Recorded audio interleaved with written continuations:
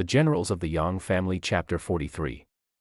Now, you are likely familiar with the Yang family saga. You know the broad strokes, the legendary tactical maneuvers, the multi-generational blood feud with the Great Liao Empire. The sheer scale of the medieval combat is just staggering. Yeah, but the text we are analyzing today, it isn't about the clash of cavalry or the firing of arrows. Right, the war is basically over. Exactly. It is about the much more complex, much more ruthless mechanics of statecraft that basically take over when the swords are finally sheathed. It provides this incredibly rich, multi-layered cross-section of imperial society in the immediate aftermath of total war. We are looking at how an empire actually digests a victory, and let me tell you, it is not a clean process at all. No, it's messy.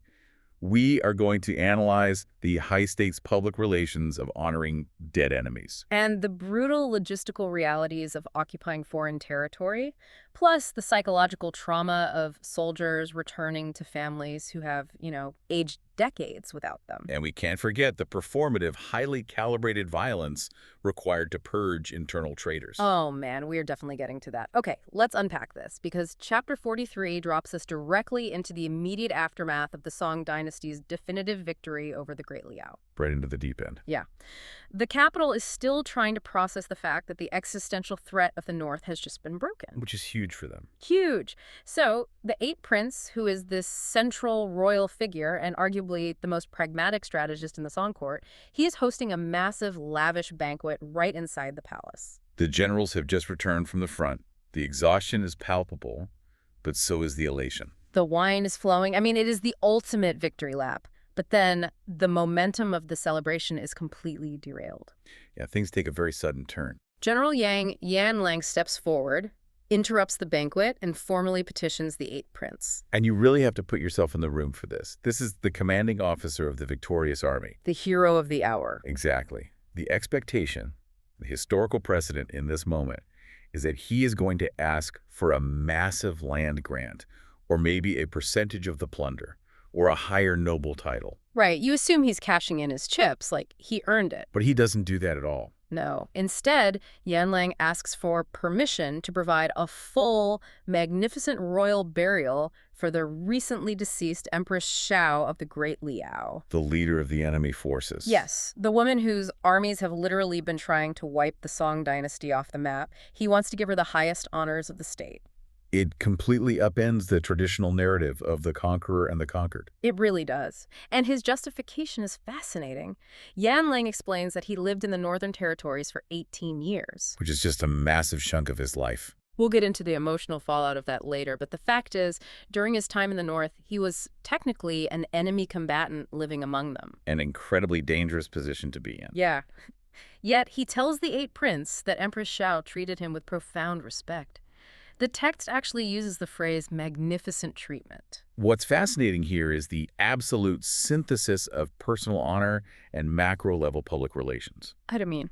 Well, on a human level, Yan Lang is demonstrating the Confucian virtue of reciprocating benevolence, regardless of borders. But from the perspective of the Eight Prince, who, by the way, immediately and enthusiastically approves this request. Right, he doesn't even hesitate. He doesn't, because this isn't just about making Yan Lang feel good about his honor. It is a masterstroke of psychological warfare. Oh, because it actively diffuses the ideological bomb left behind by the war. Exactly. Think about it. If you desecrate the body of the Liao Empress, which, let's be honest, is the standard operating procedure for medieval warfare. Yeah, that's what everyone expects to happen. Right. But if you do that, you hand the survivors a permanent, visceral rallying cry. You validate every piece of propaganda the Liao leadership ever told their people about the barbaric Song dynasty. You essentially give them a martyr. Precisely. By granting her a royal burial, the Eight Prince is weaponizing empathy. He's actively dismantling the narrative of the conqueror. That is so smart. When the Liao citizens see the Song military treating their fallen monarch with profound reverence, it has to create massive cognitive dissonance. It does. It forces the conquered population to view the Song not as brutal, uncultured thugs, but as an enlightened, morally superior state. Which is huge for preventing future rebellions. Absolutely. The source text actually includes a poetic verse praising this specific act. Yeah. It highlights this one thought of loyalty and marvels at how this display of moral superiority earns the genuine admiration of the foreign courts. So it's a calculated deployment of cultural soft power to achieve what thousands of troops could not, which is the willing submission of the enemy's mind. That's exactly what it is. I love that framing, weaponizing empathy. And you see that exact same ruthless pragmatism applied to the very next dilemma they face. Right, because the problems don't stop. No, they don't. So they have secured the moral high ground by burying the Empress, but now they have a much larger, much more tangible problem. Yuzu. The massive northern territory. Oh, yes. This is the incredibly strategic northern territory they just bled thousands of men to conquer. The leadership convenes to debate its fate. And you have two very different viewpoints emerging here. Right. So Kuzun, who represents the hawkish traditionalist wing of the administration, he argues for the obvious play. We won the territory, so we leave a massive military garrison to hold it. You plant the flag and you dare anyone to take it down. Exactly. But the Eight Prince steps in and vehemently opposes him. He advocates for a total strategic withdrawal. He wants to pack up the army and abandon the occupation entirely. Which, to Kuzun, and likely to many listening, just sounds like sheer lunacy. Well, yeah, you don't fight a war of annihilation just to hand the keys back to the survivors the moment the treaty is signed. Right. Wait, they just fought a massive war to win, and now they want to pack up and leave. That's like buying a house and refusing to move in. It does sound like that. If I'm looking at a map of Yuzu, and I'm a Song general, my first thought is, wait a minute, we just spent our entire treasury and sacrificed a generation of soldiers to secure this land. Abandoning it feels like buying a volatile stock on margin, watching it finally become profitable, and then just giving your shares away for free. It's a tough pill to swallow for the military guys. So why take the territory if you have no intention of governing it? But then the Eight Prince lays out his reasoning, and it completely shifts the paradigm from military conquest to bureaucratic logistics. Okay, break that down for us. Because the Eight Prince understands that conquering a territory requires violence, but occupying a territory requires infrastructure. And the Song dynasty simply does not have the infrastructure to sustain an occupation in Yuzu. Exactly. He lays out two chillingly logical arguments that completely dismantle Kuzun's hawkish position. The first one being the demographic nightmare of a forced occupation, right? Yes. The Eight Prince points out that leaving a garrison means imposing a southern, ethnically and culturally distinct military force onto a hostile northern population. That sounds like a recipe for disaster. It is. This isn't just a matter of changing the flags on the castles. A mixed population living under military rule inevitably leads to a fractured chain of command. How does that actually manifest on the ground, though? A fractured chain of command. Well, it manifests as a slow, grinding friction that eventually bleeds an empire dry. Imagine a Song commander gives an order for grain requisition. Okay. The local Liao magistrates nod respectfully, and then they drag their feet for 6 months. Taxes mysteriously disappear. Supply wagons are quietly sabotaged. So it's not open rebellion, it's just endless sabotage. Right. Local disputes turn into ethnic riots, requiring military intervention, which only breeds more resentment. So the occupying army ceases to be a strategic asset and basically becomes an isolated police force. Exactly. They are trapped in a hostile environment, constantly putting out localized fires.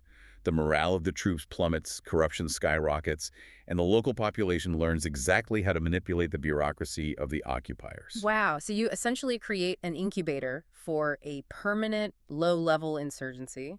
You are paying for the privilege of being hated. That is a perfect way to put it. And that ties directly into his second point, which is pure geography. Supplying a garrison that far north from the Song capital in the Central Plains has to be a logistical black hole. It is the tyrant of distance. In the 11th century, projecting power isn't about radio signals or airlifts.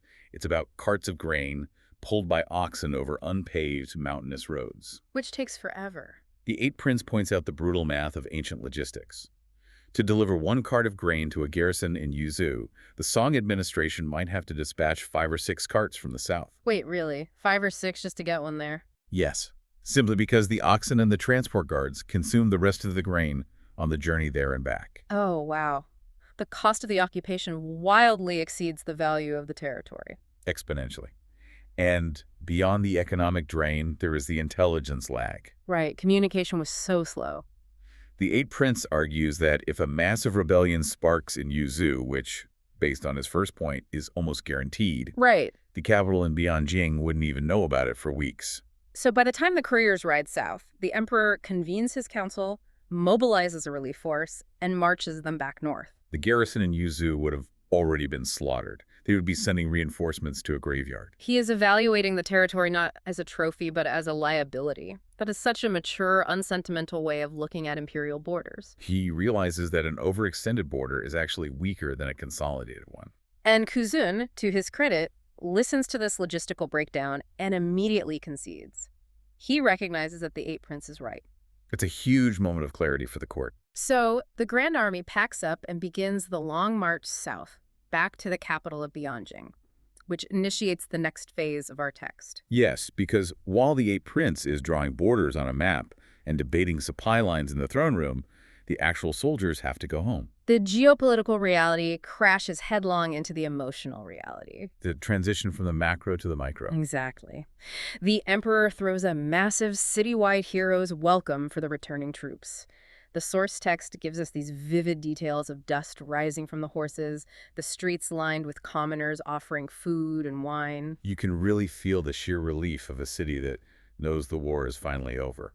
But away from the parade routes, away from the imperial trumpets, we get this profoundly intimate, devastating scene at the Wuning Mansion. The ancestral home of the Yang family. Yes. And we witness the reunion of General Yang Yanling and his mother, Shi Taijun, who the text respectfully refers to as Lingpo. This is truly the emotional crux of the chapter.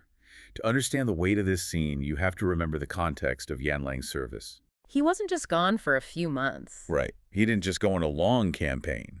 Following a disastrous military defeat years prior, he was trapped in the Northern Territories. For 18 years. I mean, put yourself in that reality for a second. 18 years isolated in enemy territory. That is an entire lifetime. It is. He missed the prime of his life. He missed the deaths of his brothers. He missed the aging of his parents.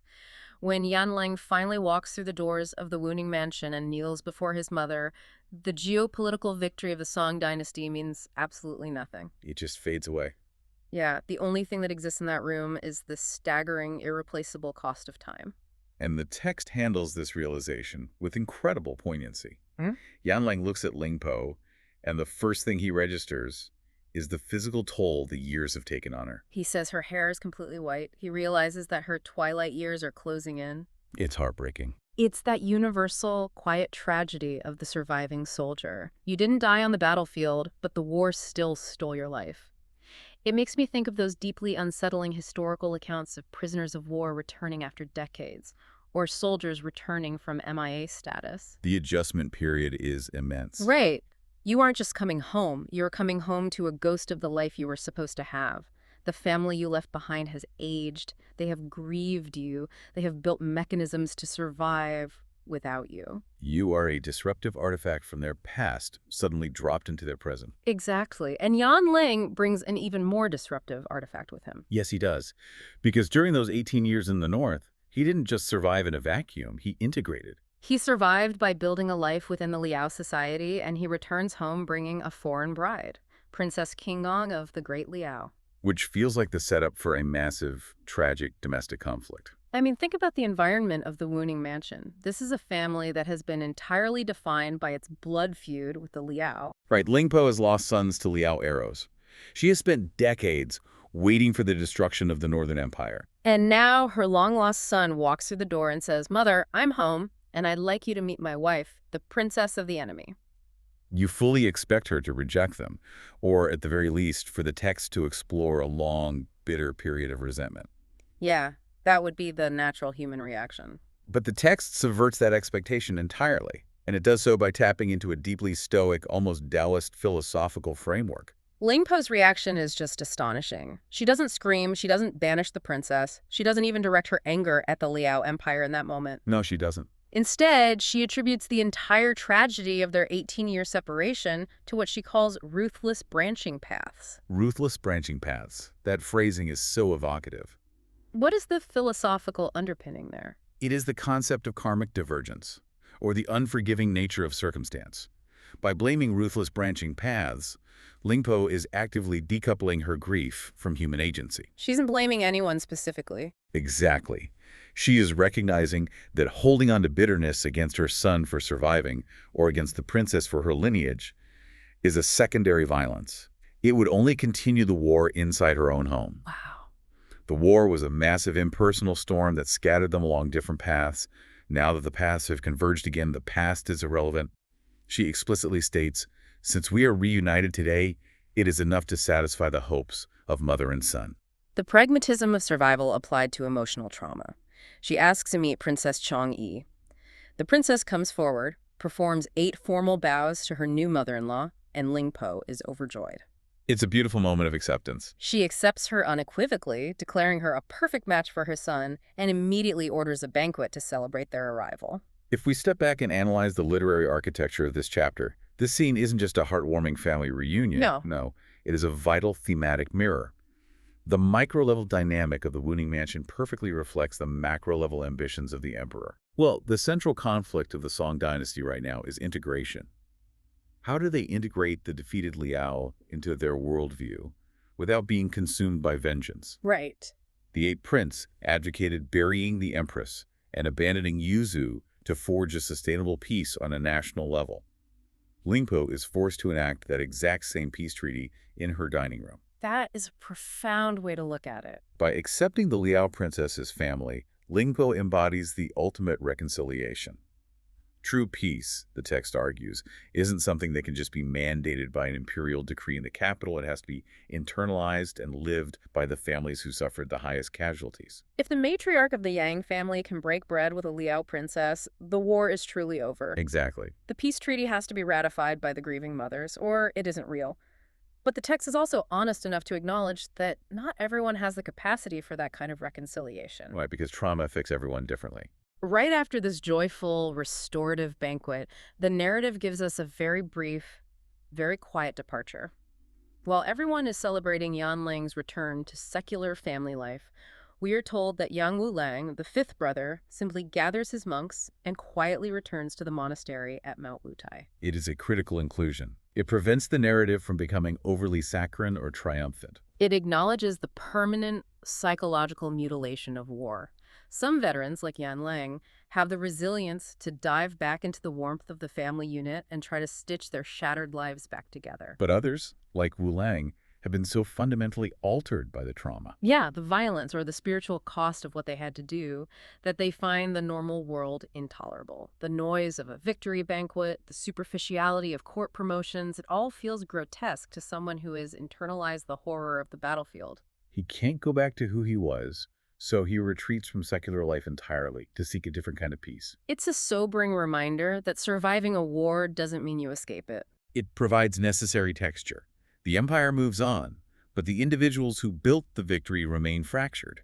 And speaking of fractures, while the heroes of our story are navigating their trauma and their triumphs, the absolute worst elements of the empire are realizing their time is up. The villains of the story. The narrative snaps us away from the quiet dignity of the Yang family and plunges us into a sequence that feels like a high-stakes political thriller. We have to talk about the internal rot of the Song dynasty. We have to talk about Wang Qin. The Privy Councilor, the architect of the internal sabotage. Wang Qin has been the overarching antagonist hiding in plain sight. He is a high-ranking official who has been secretly funneling information and actively working to undermine the Song military in favor of the Liao. A total traitor. But now the Liao have been utterly crushed. His external patrons are dead or captured. His protective umbrella is gone. He knows the moment the victorious generals return to court and the Liao prisoners are interrogated, his treason will be exposed. He is a dead man walking. So he executes a desperate contingency plan. He disguises himself as a wandering Taoist priest, slips out of his mansion, and flees the capital in the dead of night. It is the classic maneuver of the exposed sociopath. When the structure that empowered them collapses, they attempt to shed their identity entirely. The emperor finds out the next morning, and his reaction is incredibly telling. Emperor Zhenzong isn't just angry, he is deeply, personally wounded. It hits him hard. The text notes that the emperor considered Wang Qin an old friend. He admits to his court that he actually harbored suspicions about Wang Qin's loyalty in the past, but he suppressed those instincts. He refused to investigate him severely because he valued their personal history. He says, "I treated him as an old friend, and now he turns his back on me and leaves." It's the realization that his own sentimentality almost cost him his empire. The emperor's vulnerability here is fascinating. He allowed his personal affection to blind him to systemic danger. But that vulnerability immediately hardens into absolute righteous fury. He dispatches General Yang Zongbao with a squad of light elite cavalry to hunt Wang Qin down. Which initiates an incredible chase sequence. Yes, it culminates at the banks of the Yellow River. This scene is a masterpiece of tension and thematic payoff. Wang Qin, still in his priest disguise, reaches the massive expanse of the Yellow River. He is panicking. He knows the cavalry is behind him. He finds a local boatman and frantically tries to hire him. He tells the boatman, "Row me across right now, and I will reward you with an unimaginable amount of gold and treasure." It is the ultimate test of Wang Qin's worldview. He has spent his entire life believing that wealth and status can manipulate any situation. He views the boatman not as a human, but as a mechanism that can be activated with currency, like putting a coin in a machine to get a result. Exactly. So the boatman agrees. Wang Qin scrambles into the boat, and they push off. They are rowing across the river. The eastern shore, freedom, escape, survival, it's coming into view. And then the text introduces an element of either sheer meteorological coincidence or outright divine intervention. The violent wind. Out of nowhere, this massive howling headwind whips up on the river. It catches the boat and literally blows it backward. Away from the eastern shore and back toward the western bank they just left. And the text specifies that this happens not just once, but 3 separate times. Every time the boatman tries to make progress, the wind violently repels them. The universe itself is rejecting Wang Qin's escape. The boatman finally throws down his oars and says, "The wind is too fierce, we have to wait it out under the canopy." Here's where it gets really interesting. You can imagine the suffocating dread Wang Qin is experiencing. He is trapped on a wooden plank, the elements are fighting him, and he has zero agency. And that dread crystallizes into absolute terror, because as they are sitting there stalled by the wind, they hear the thunder of hooves on the riverbank. The cavalry has arrived. Yang Zongbao and the light cavalry arrive. Zongbao rides up to the water's edge and shouts to the boatman, "You there! Have you seen a Taoist priest come this way?" The tension in the boat must be absolute. Wang Qin is huddled under the canopy, whispering frantically to the boatman. He is like a parasite trying to detach before the antibiotics hit the bloodstream. The promises the boatman even more wealth, unimaginable riches, if he just lies to the general and says the priest already crossed the river. "Just cover for me, and your family will be wealthy for generations." If we connect this to the bigger picture, this interaction on the river is where the text elevates itself from a simple historical chronicle to a brilliant sociological critique. Because the boatman pauses. He doesn't immediately take the bribe, nor does he immediately turn Wang Qin in. Right. He looks at this desperate, terrified man offering him a mountain of gold, and he asks a very simple question. "Before I risk my life lying to the Imperial Cavalry, who exactly are you? Tell me the truth and I will help you." And Wang Qin, operating under the fatal assumption that his elite status will somehow command deference even from a peasant, confesses. He admits he is Wang Qin, the Privy Councillor. And the boatman's reaction is incredible. The moment he hears the name Wang Qin, his entire demeanor changes.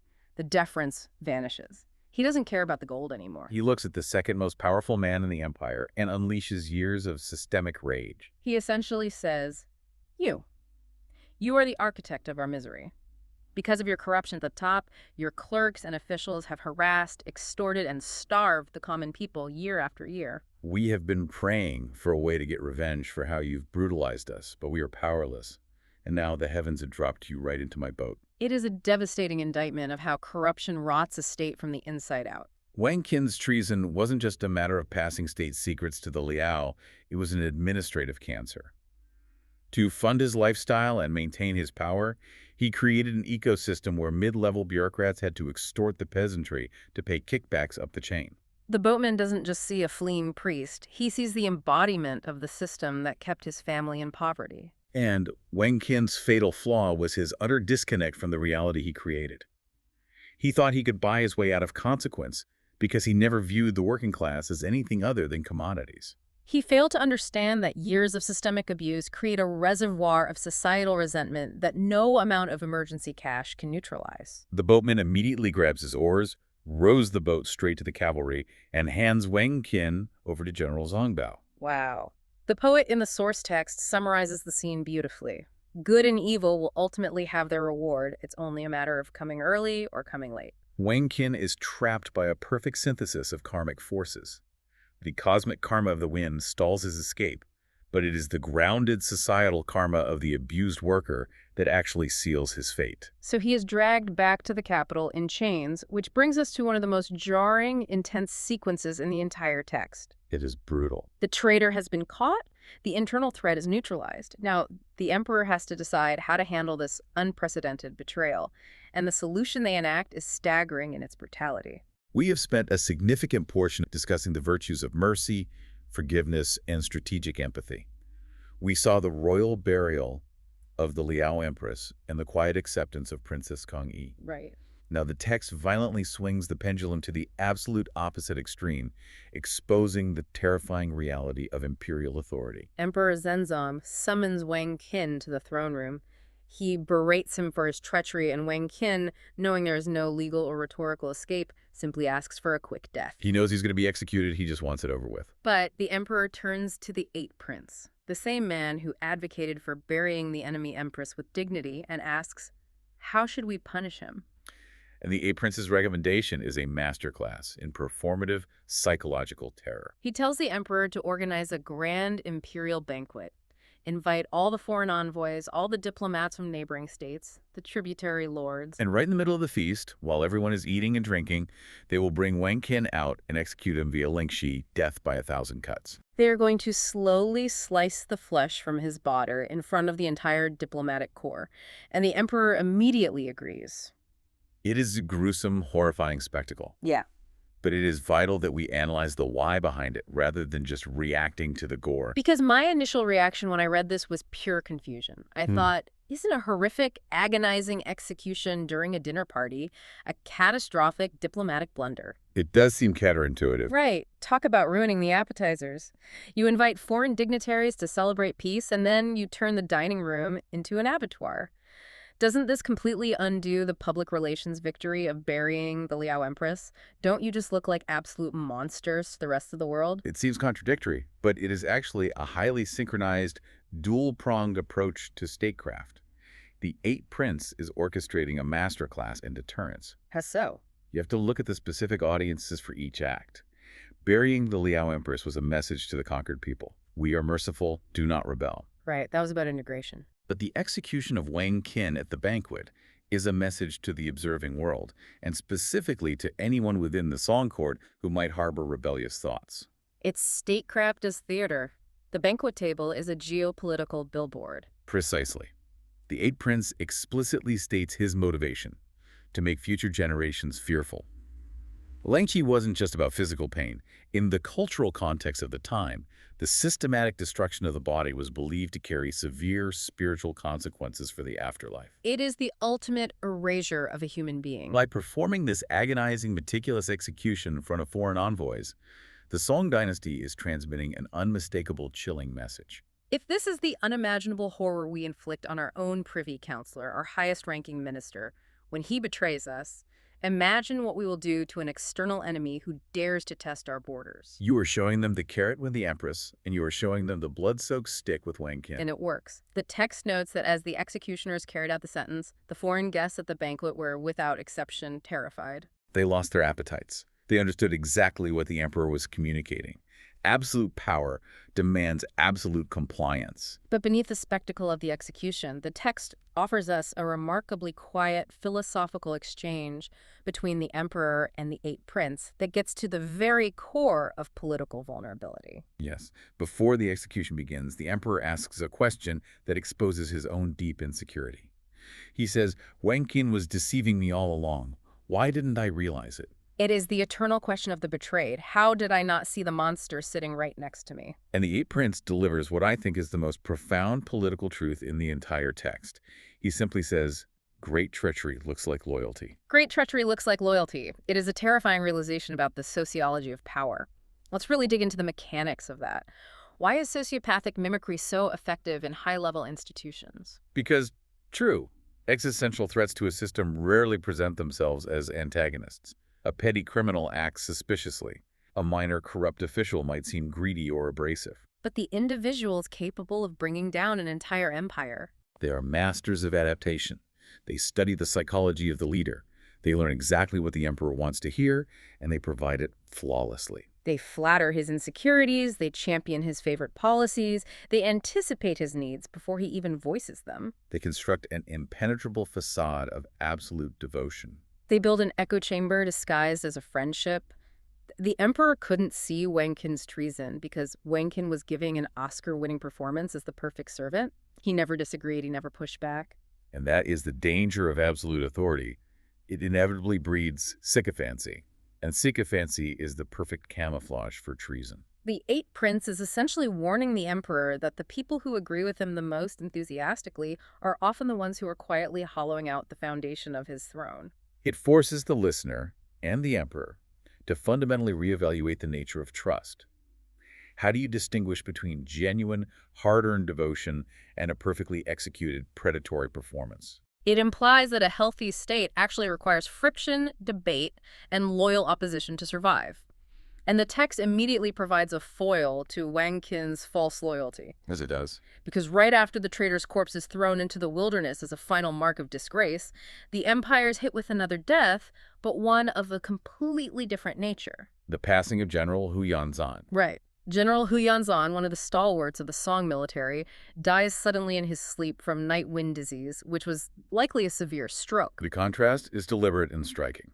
You have Wang Qin, the parasite, dying in agony, his body mutilated and discarded, and then you have Hu Yanzan, the loyal workhorse who spent his entire life defending the borders, passing away quietly. The emperor is genuinely devastated. He halts the court, mourns him deeply, and posthumously elevates him to Duke Zongguo, granting him a massive state funeral. It is the author providing the audience with a sense of cosmic equilibrium. The scales of justice, both brutal and benevolent, have been balanced.